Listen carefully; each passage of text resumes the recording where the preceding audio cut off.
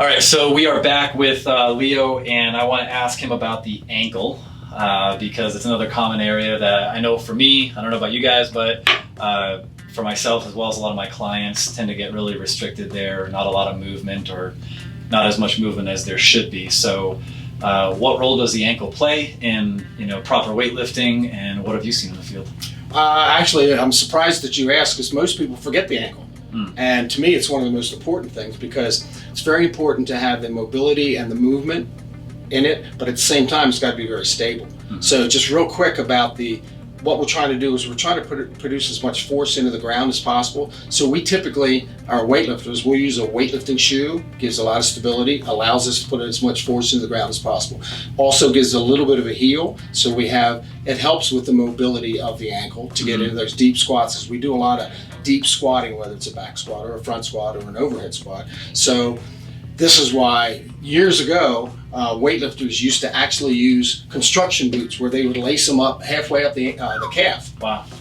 Talk about a lack of flexibility in the ankle. Yeah. And then there's others on the other end, they'll say, well, I really want to promote that ankle flexibility, so I'm going to lift in my bare feet or the five-toed, the five-fingered toes, fibrums.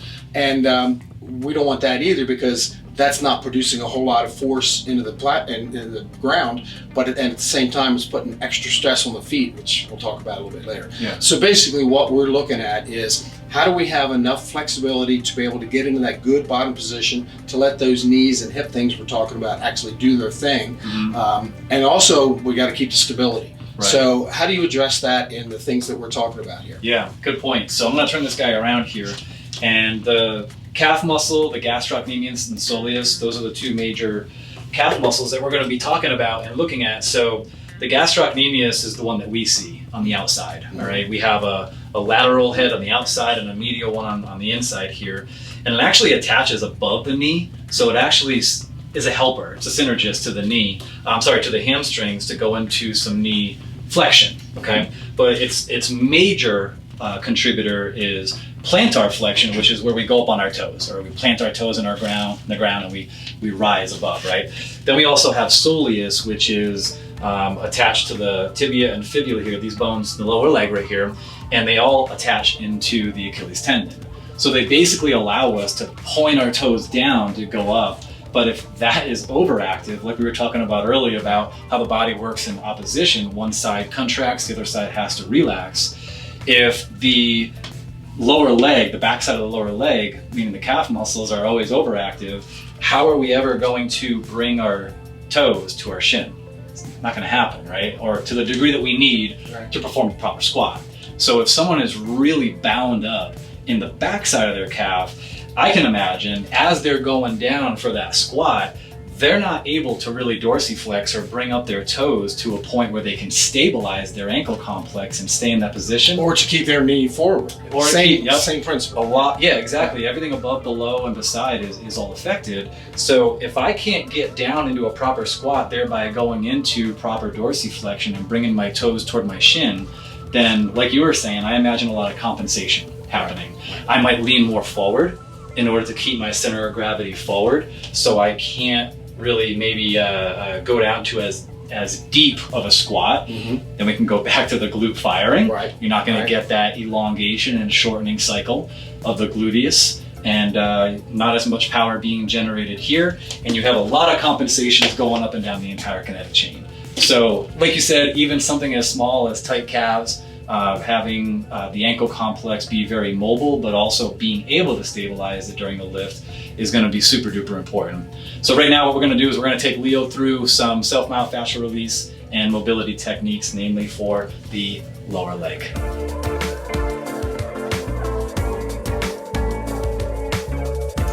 All right, we're moving on to the calf now. So I have Leo using the RAD block and the RAD helix. Really, essentially any tool can be used back there, but I wanted to start him off with a broader tool. It tends to be a little less intense. A lot of people tend to be pretty sensitive back in the calf area. So he's also elevating it on top of the RAD block. Tends to add a little bit of leverage for him, so he can put a little bit more pressure down on his calf. But it doesn't mean that you can't use it on the floor directly. So the first thing that he's doing is, notice he has his left foot flat on the floor, so he could actually get his bottom off the ground a little bit if he needed to go a little bit more into a flushing fashion. But the first thing he did was he scanned for that number 5, as he always did. He's now relaxing this ankle, relaxing that foot, and he's just doing a pin and hold here, 10 deep breaths, letting his nervous system know everything's cool, and I want you to relax the calf for me. After he gets done with that pin and hold, which he can do in the warm-up or cool down or both, I'd like him to get your bottom off the ground a little bit, and notice his elbows are not locked out, so he's keeping them safe. His bottom's off the ground. Now he's flushing in the direction of the muscle fiber. Again, this is great for the warm-up and the cool down. Really great at recovery, especially, and heating up those tissues for the warm-up. But something Leo said that I found really interesting was we need a lot of ankle mobility for a proper squat, right? So we mentioned that a lot of weightlifters really need to be able to bring the toes toward the shin in order to get the center of gravity over the midfoot to heel in order to go down into a deeper depth. So if the back side of the calf, or the calf actually is really restricted, it's going to be really hard to get that level of mobility. So the next technique I would definitely recommend for the warm-up every single time, and what he's doing right now is he found his number 5, he did the pin and hold, that relaxed tissue, and then he sheared left or right. There's no one right or wrong direction. And after he sheared left or right, after that is when you really want to start focusing on that lengthening of the gastrocnemius and the soleus there, the calf muscles. And I think you're coordinating that with your breath, right? You're not holding your breath, right? No. Okay. So you could breathe in during one dorsiflexion here, bringing it up, and then breathe out as you go back down.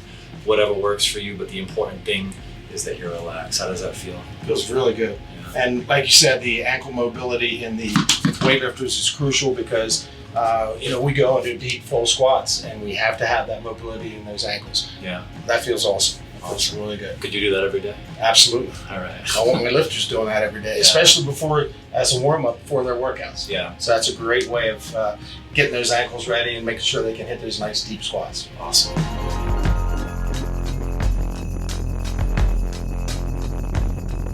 All right, now we're going to mobilize the tissues in the calf, but we're going to do it in a rotational format. I know a lot of people know the infamous calf stretch, against the wall, which you certainly could do.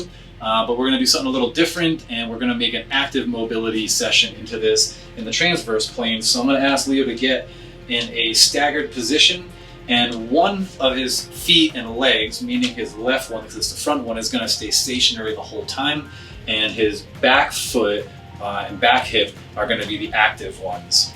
And what he's going to do is he's going to rotate and make a T with his feet on the front side, and then he's going to go to the back side and make a T there. So what's happening is all these tissues here are rotating. Go ahead and go to the other side, Leo.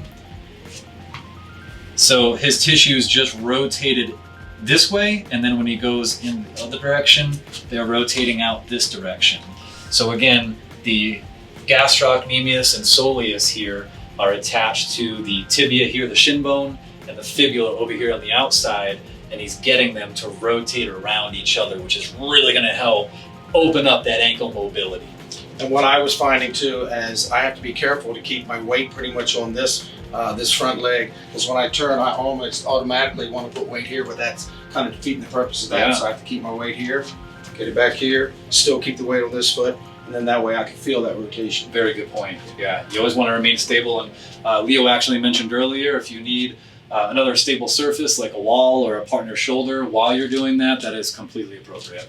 Absolutely. All right, we're going down to the toes now, the plantar fascia, the feet. So what I'm going to ask Leo to do is come on down to a kneeling position, and we're going to go into a toe spreader position. So this is a good mobility technique, to use Leo's terminology. As you can tell, the ground is doing most of the work, and this is a passive form of stretch.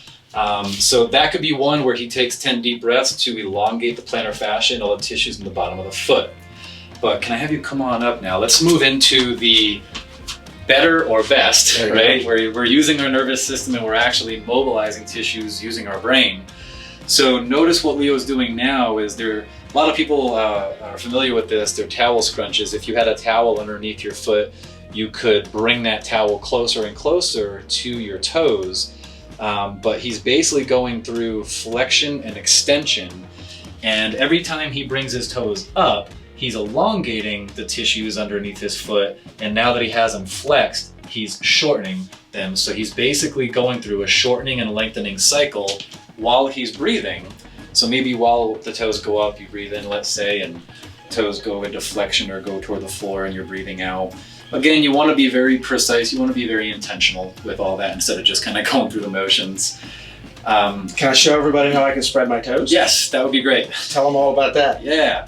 So we usually don't spread our toes into AB and adduction. Usually our toes are all scrunched up in our shoes all day. So when you ask a lot of people to do that, I was wondering if he was going to have like some kind of... I had to show it off, come on. I was wondering if he was going to have some kind of spasm or something like that underneath his foot.